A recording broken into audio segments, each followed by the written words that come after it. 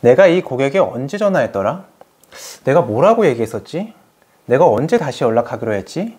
오늘 어떠한 고객도 놓치거나 잊어버리지 않고 모든 히스토리가 관리되는 영업 다이어리 노션 템플릿을 공유하도록 하겠습니다. 바로 가시죠. 영업에서 가장 중요한 것은 고객 관리입니다. 이 부분에서 모든 영업사원들은 공감을 하실 겁니다. 그런데 고객 관리 어떻게 하고 계신가요?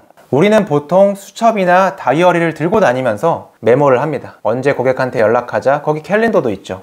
그런데 수첩이나 다이어리로 전체 고객을 관리한다는 게 쉽지가 않습니다. 뭐 검색이 되는 것도 아니고 다이어리 캘린더 크기도 한정되어 있고요. 그러다 보니까 캘린더 수첩만 막 10개, 20개 가지고 계신 영업사원분들도 계신데요. 오늘 제가 설명드릴 영업 다이어리 노션 템플릿을 쓰시면 여러 개의 캘린더를 들고 다니실 필요도 없고요. 나의 모든 영업 히스토리가 체계적으로 시스템적으로 관리될 수 있는 템플릿을 공유해 드리도록 하겠습니다.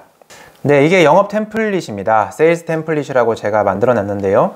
다른 거 볼 필요 없이 이 영업 관리표만 만지시면 됩니다. 이 영업 관리표만 만지시면 밑에 보드나 캘린더는 자연스럽게 연동이 됩니다. 영업 관리표에는 고객명, 그다음 구분, 지역, 상세 지역, 주소, 담당자, 연락처, 이메일, T라고 하는 거는 텔레 어프로치라고 해서 저희가 최초에 전화로 접근하는 방식을 T라고 저희 영업 용어로는 쓰는데요. 그다음 미팅, 이제 FU는 팔로업, 이제 팔로업 일정, 영업 진행 상황, 가능성, 이 계약에 대한 가능성이죠.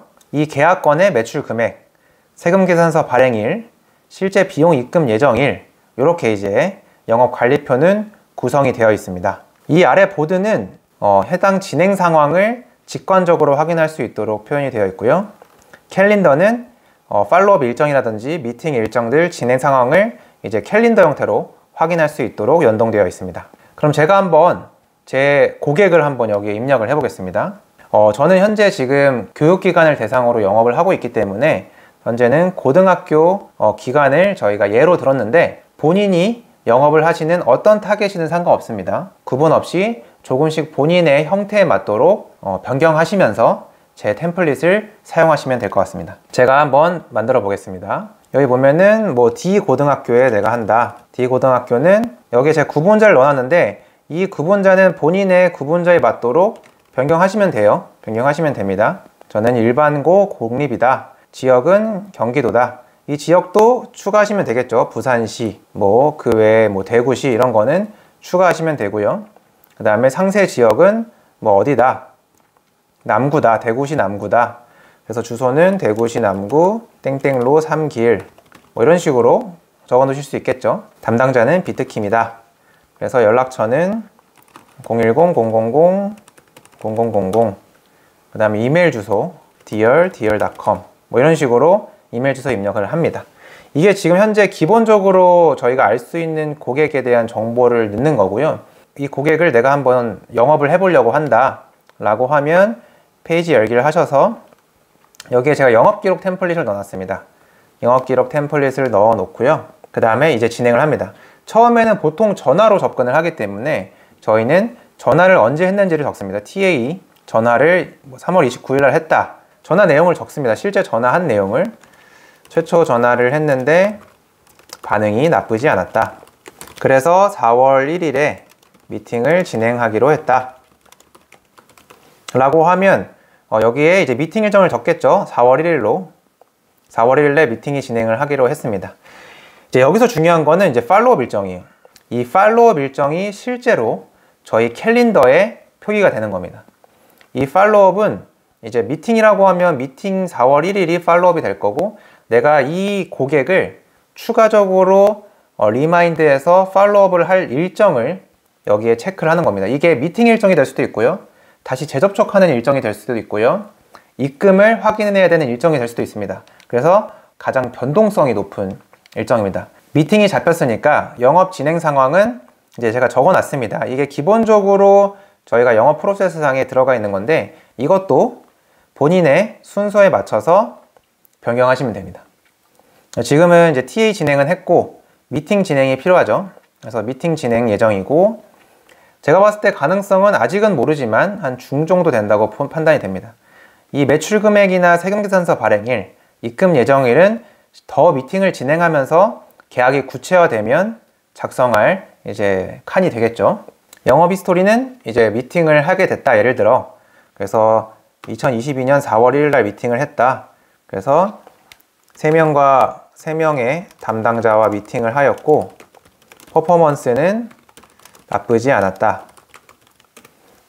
계약 가능성은 높고 3일 뒤에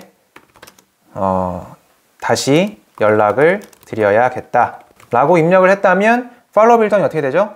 영업일 기준이면 4월 6일이 되겠죠. 4월 6일이 되고 이제 영업 진행 상황은 어떻게 되죠? 재접촉이 필요하다 라고 이제 표기를 바꾸면 됩니다.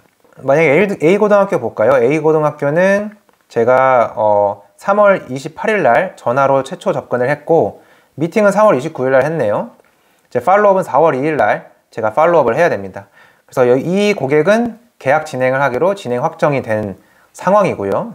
TA가 전화상으로 매우 호의적이었고 이번 미팅이 잘 얘기하면 계약 가능성이 높다고 판단된다 라고 적혀 있고요. 제가 3월 29일 날 미팅 퍼포먼스가 잘 나왔고 견적만 할인 가격 포함해서 전달하면 클로징이 된다 라고 적어놨고요. 3월 30일 날 계약 확정이 됐네요. 그 다음 세금계산서 발행으로 비용 처리한다고까지 히스토리가 되어 있습니다. 그래서 영업 히스토리는 이렇게 계속 쭉쭉 늘려나가면 되고요. 또 내가 만약에 전화를 하게 됐다 그러면은 뭐 전화한 것들을 또 기록을 하면 되겠죠. 전화를 했고 계약 확정됨 뭐 이런 식으로 지속적으로 TA와 영업 히스토리를 기록을 누적시키는 겁니다. 그럼 A고등학교 한번 볼까요? A고등학교는 여기 이제 진행 확정으로 되어 있고 세금계산서 발행은 이제 C고등학교는 곧 세금계산서 발행이 된다. 이것도 한번 히스토리 봐볼까요? C고등학교는 미팅 반응 좋았고 세금계산서 발행이 3월 30일 날 되고 3월 31일 날 입금이 완료 예정이네요. 이런 식으로 모든 나의 고객의 히스토리를 관리하는 겁니다. 그래서 영업 진행 상황은 지금 1부터 이렇게 10까지 되어 있는데요. 제가 실제로 보드상에 표시되는 거는 이렇게 되어 있어요.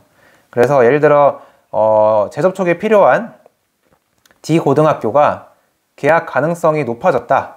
계약 가능성이 높은 고객으로 관리해야 되겠다. 상호로 바뀌면 여기에 이제 보드가 들어옵니다. 그리고 계약 금액이 약 1,000만 원 정도다 라고 하면은 이렇게 1,000만 원이라고 입력을 하면 이제 이 D고등학교는 계약 가능성이 높고 약 1,000만 원 정도의 매출이 나올 수 있다 라고 보면 됩니다. 여기 보드에 왔다는 거는 사실 계약 가능성도 높고 진행이 확정이 될 수 있는 계약 가능성이 높은 고객을 칭하고요. 계약 가능성 상 정도 수준까지 왔다고 하면 이제 보드로 관리를 하면 돼요.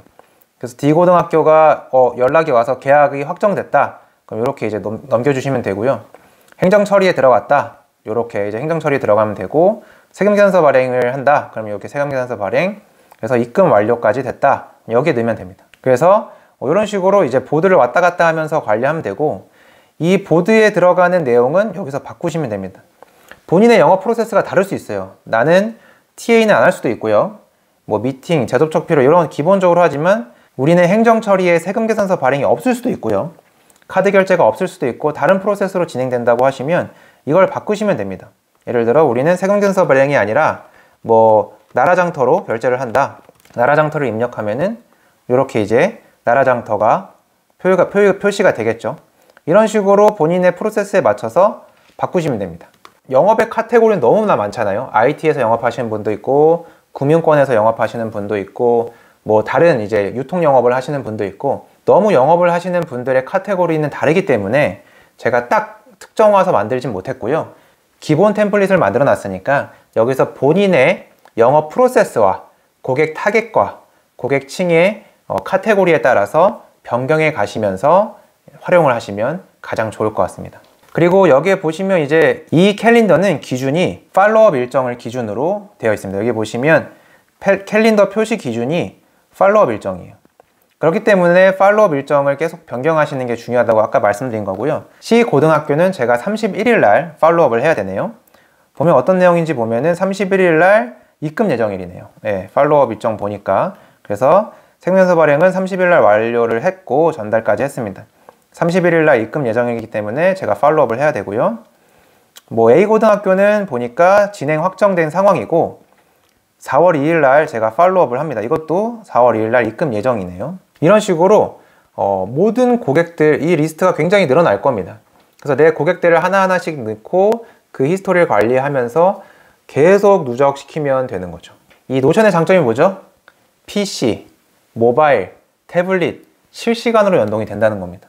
휴대폰을 들고 다니면서도 계속 확인하고 미팅을 어떻게 했었지, 내가 언제 팔로우업을 하기로 했지, 이런 것들을 모바일로도 보고 PC로도 보면서 계속 내 고객을 체계적으로 관리하는 본인만의 영업 시스템을 만드는 겁니다. 이렇게 고객을 체계적으로 관리하는데 계약률이 안 오를 수가 있을까요? 저는 정말 체계적으로 고객 관리를 하고 있고요. 고객한테 전화하기로 한 일정은 딱 맞춰서 제가 전화를 하고 있고, 고객과 이야기 나눴던 히스토리들을 다 기억하고 있기 때문에 고객분들은 굉장히 제가 본인을 잘 관리한다고 생각하고, 아, 이 사람 진짜 영업 프로세스가 잘 돼 있네 라는 것들을 느끼시기 때문에 제가 영업 계약률이 잘 나올 수 있었습니다. 제가 기본 템플릿을 드렸으니까 이거를 본인 스타일에 맞게 잘 커스터마이징을 해서 잘 최적화를 해서 체계적으로 고객 관리를 하고 본인의 계약률도 2배 이상, 3배 이상 꼭 올리는 영업 성과를 내셨으면 좋겠습니다. 오늘은 여기까지고요. 저는 다음에 또 좋은 영상으로 찾아뵙겠습니다. 지금까지 성공 페이스메이커 비트킴이었습니다. 감사합니다.